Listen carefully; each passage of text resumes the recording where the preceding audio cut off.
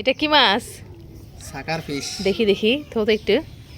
আল্লাহ, জীবনেও তো দেখি নাই, টিভিতে খবরে একবার দেখছিলাম রে এই মাছটা। কেমন চোখ, কেমন ডিজাইন! এ কি জালে পড়ছিল না? গায়ের ডিজাইনটা খুব সুন্দর। এই মাছটা টিভিতে খবরে দেখছিলাম, আজকে বাস্তবেও দেখলাম। মুখটা দেখি, একটু হাত দিয়ে উঁচা করতে দেখি, এবার দেখা যাইতেছে না।